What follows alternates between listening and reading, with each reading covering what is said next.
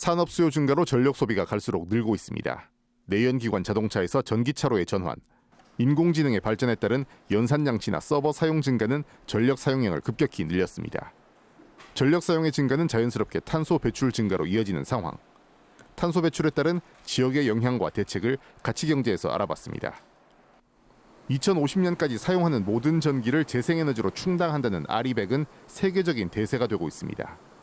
또 탄소 국경 조정 제도도 당장 2026년 1월부터 EU에서 전면 시행됩니다. 탄소 국경 조정제는 EU 여개 국가에서 생산된 제품을 EU 국가로 수출할 경우 해당 제품 생산 과정에서 발생한 탄소에 세금을 부과하는 제도입니다. 탄소 배출 감축 노력에 따라 세금을 달리 매기는 무역 제한 조치인데 알루미늄과 철강, 비료 등 6개 품목이 대상입니다. 지역의 경우 EU 수출 비중은 대구 11.2%, 경북 15.5%로 중국과 미국에 이어 세 번째로 큰 비중을 차지합니다. 하지만 탄소 국경 조정제 대상이 되는 품목을 보면 대구보다 경북의 부담이 훨씬 큽니다. 대구는 대상 품목의 수출 비중이 2.6%에 불과한 반면 경북은 전국 평균인 7.5%의 2배인 14.7%에 이르기 때문입니다.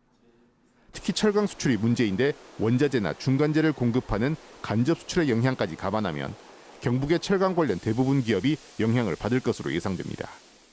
2026년 탄소 국경 조정세 제도의 전면 시행에 앞서서 생산 과정에서 발생한 탄소 배출량에 대한 측정과 관리 체계를 구축하는 등 사전 대응이 필요합니다. 이처럼 탄소 배출에 대한 무역 제재가 커지는 가운데 탄소 배출을 최소화하면서 전력 생산을 늘리는 기술에 대한 관심이 커지고 있습니다.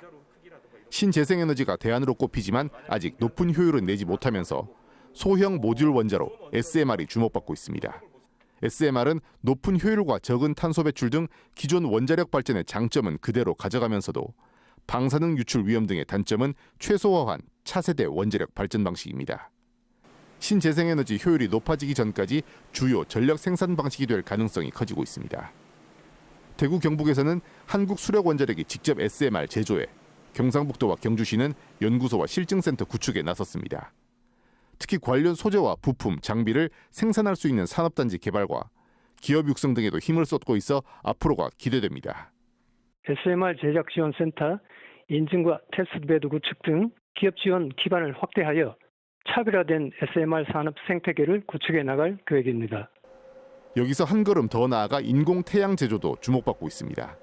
국내에서 최근 1억 도에 이르는 초고온을 48초 동안 유지하는 데 성공했는데 300초에 이를 경우 상용화로 가는 길이 열리게 됩니다. 인공태양은 탄소 배출은 물론 방사능과 같은 위험 물질도 발생하지 않아 가장 이상적인 에너지원으로 손꼽히고 있습니다. 언제든지 중수소를 사용할 수 있기 때문에 에너지 편중 문제도 해결될 수 있다고 생각을 합니다. 원자력 발전에 비해서 해주가본 월등히 그 효율이 높다고 하겠습니다. 탄소 배출을 규제하는 움직임이 본격화하면서 새로운 에너지 생산 방식에 대한 고민은 더 커지고 있습니다. 가치경제 김재노입니다.